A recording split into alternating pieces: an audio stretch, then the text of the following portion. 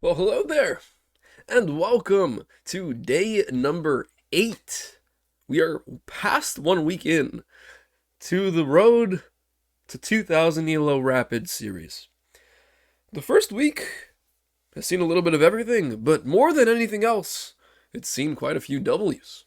We started at 1600 ELO, and we are now at 1633, which is pretty solid, if I may say so myself. I'm pretty happy with my performance so far. We've had some crazy games, we've had some good wins, we've had some tough draws, and one tough loss.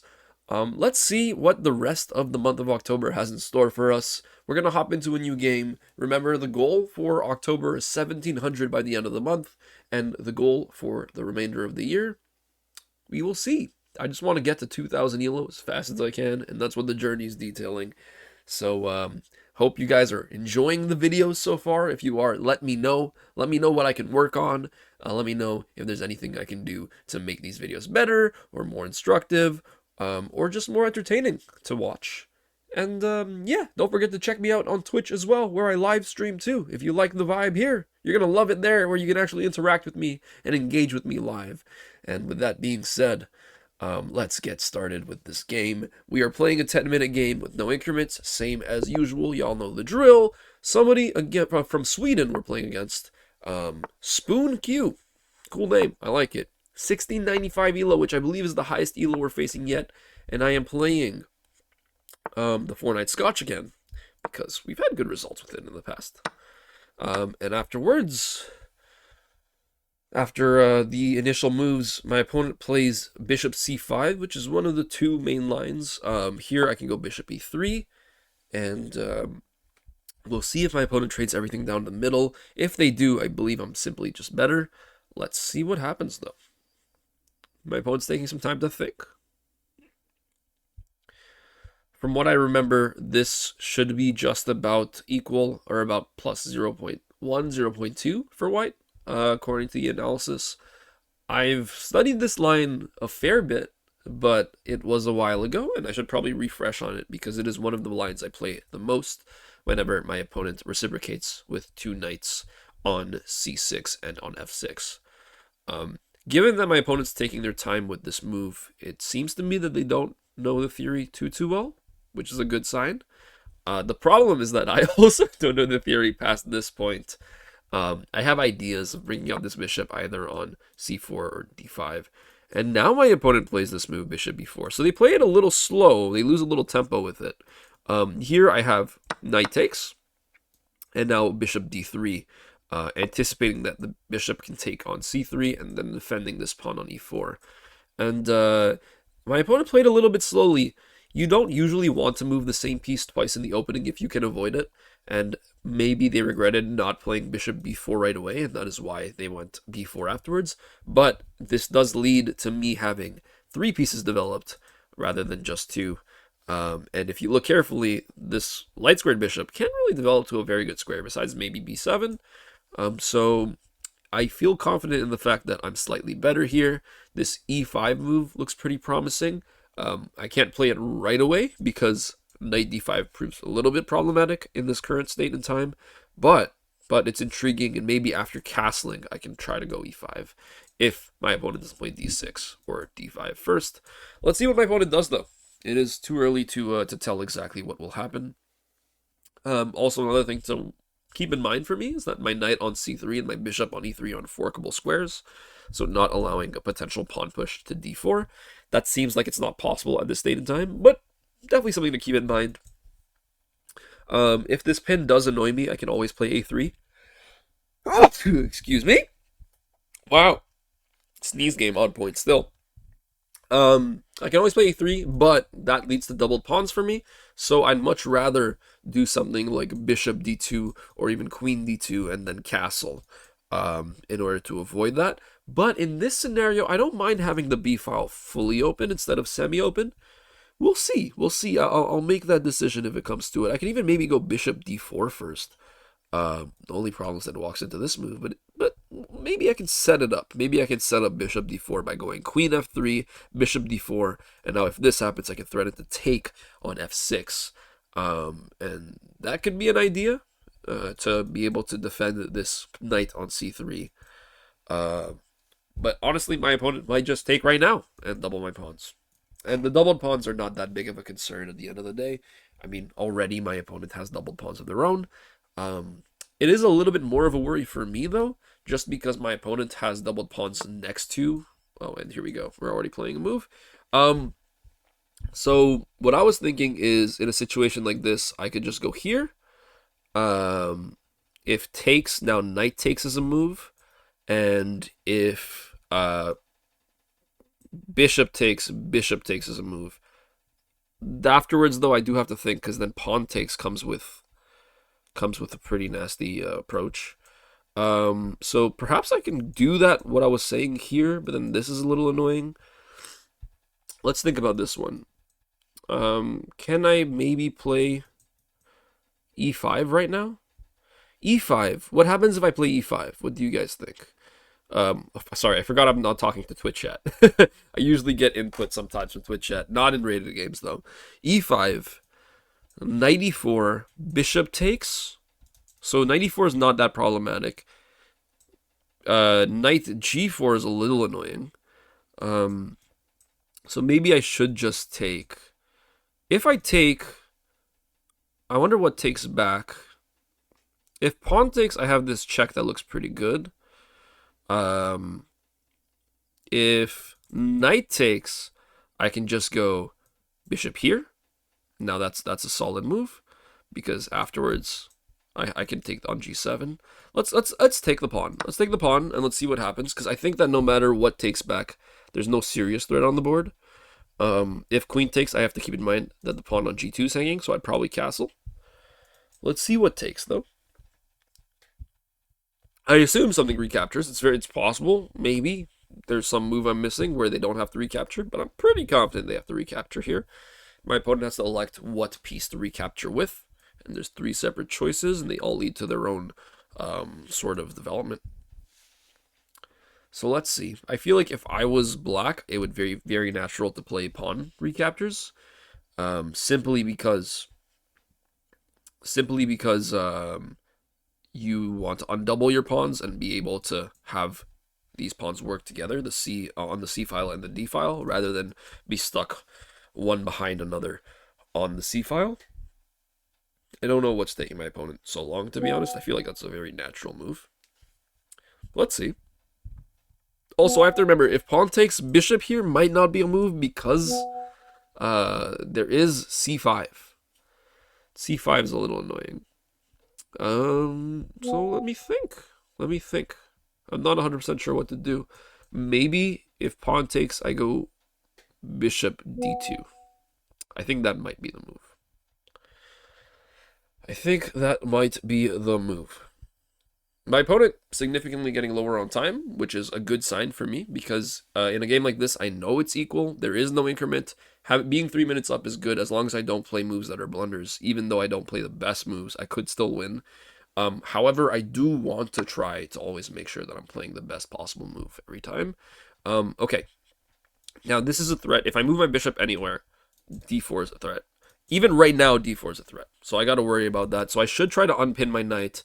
D4 is a threat here, also because it forks my knight and my bishop. I think the only logical move is going bishop d2 to break the pin and to get away from the fork. And now if bishop takes, if here, knight just simply steps back, or even maybe steps forward, and we have a trade of bishops. So I think this is going decently. I don't think I'm particularly better, but I definitely think this is at least equal. And that's one thing I wanted to work on. I want to be able to work on understanding what the engine evaluation is when it comes to who's winning or losing the game at a current state of the game. So I want to be able to look at a game in the middle of its development, in the middle of its progress, and say, oh, I think white is better here by about this because of these reasons. And I mean, getting the +2, +1, getting that number right isn't really what's important to me. It's more so understanding the reasons why one side is doing better, doing worse, or is equal to another.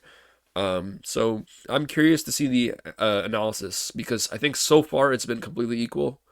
But perhaps I'm wrong, perhaps I'm mistaken. So it'll be interesting to see.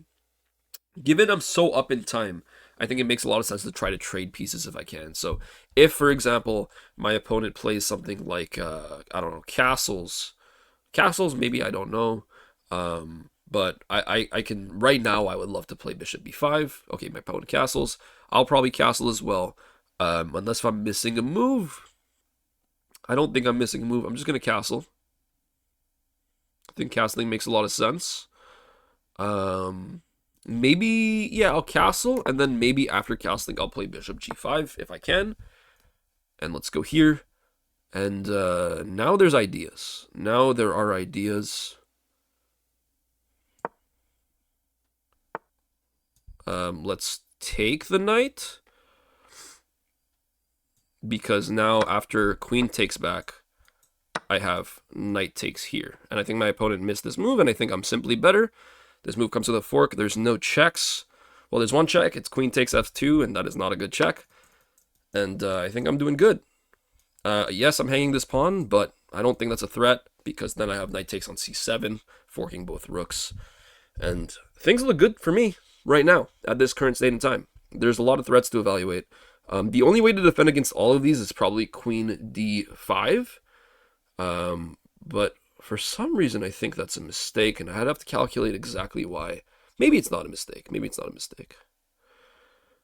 I don't think it's a mistake. I think queen d6, sorry, is what I meant to say. I think queen d6 is the best move in position.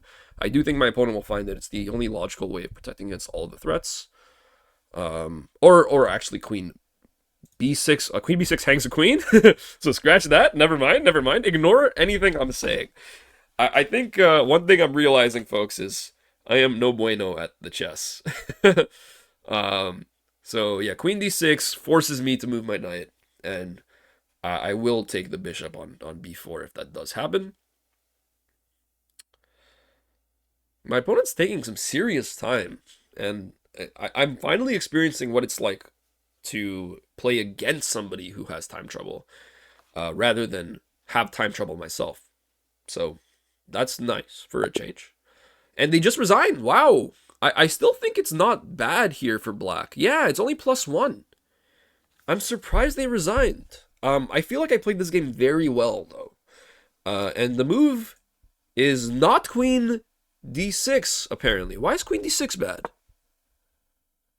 Queen d6 is not bad. Knight takes, queen takes, and it's 1.3, which obviously white's better, but it's not bad. Okay, queen d6 is the best move. The other move is queen g5, which I didn't really consider.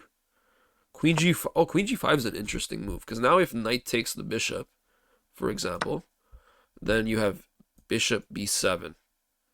And you have this big attack. You have your rooks connected. I was even thinking, why can't you just play bishop h3? Bishop h3 is bad because queen f3 is there to defend. So bishop b7. Now, for example, queen f3 can't be played, so you have to play f3, and you're weakening your king a little bit. Now you have queen c5 check that wins the knight back. Oh, that's, wow. That is quite the sequence. I would not have seen that, I think. I wonder if a 2000 level player would have seen it. Maybe we're going to get to that point where I can actually see that in the future. Let's do a proper analysis of the game. 4 wins in a row, folks. 4 wins in a row. That's huge. Let's see how this game went. Okay, folks. It is time for the analysis. Let's see exactly how this game went. It started off with e4, e5, knight f3, knight c6, knight c3, knight f6, which is one of my favorite openings to play, the 4-knight scotch. It's a fairly equal opening, and it won't lead to any crazy games. But if your opponent doesn't know what they're doing, it can lead to some solid positions for white and good winning chances in the long run. So d4, e takes d4, knight takes d4, and here my opponent goes for the second best move, the best move being bishop b4, right over there, threatening to take and double the pawns. The second best move is bishop c5, adding an extra attacker to the knight on d4, but this lets me play bishop e3 and continue my development, and my opponent here plays bishop b4 afterwards. Now, this is still okay for black. White is only plus 0.5 or so. However, it is a little bit slow. If you wanted to go bishop b4, you tend to want to do it as your first bishop developing move. And if you look carefully, bishop c5 and then bishop b4 leads to me having much more better developed pieces, because now I can take and then play bishop d3. Apparently the engine likes queen d4 better, and I don't see the reason behind this, but let's find out. Queen d4, and I was really worried about this move c5. If c5 happens, apparently it's totally fine because of queen e5 check. Queen e5 check, queen e7 to block, and now the queen can take the free pawn on c7. If the queen doesn't block, if the king moves out of the way, well, now king black is just worse. Also, there's this move bishop c5 check. And let's say you try to block with d6. Now you have bishop takes b4, and it looked like it was a fork, but the pawn on d6 cannot actually take the queen because it is pinned. So that is a very good way to lose a piece. So that's good to know. Queen d4 is a move here. I didn't actually know that. I was really worried about this c5 move. But here I played bishop d3, trying to hold on to my pawn on e4. And now after d5, I played takes, which is the best move in the position, takes back, and then bishop d2, which apparently gives the advantage away, and now black is very slightly better. It is equal for all intents and purposes, but apparently in order to play this accurately, I should have gone bishop d4, which is what I wanted to do. But I really was scared of this move once again.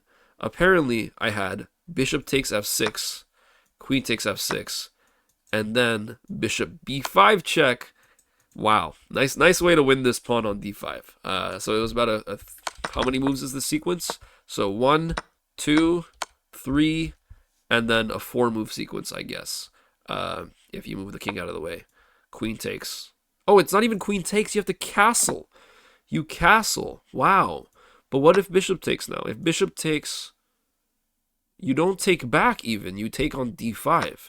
Because now, what's the threat that you're making? Let's say bishop takes on b2. The threat you're making is on the rook. I'm blind. Sometimes I just miss these diagonals. So let's say you move the rook out of the way. You move the rook out of the way. You want to keep the rook on the board.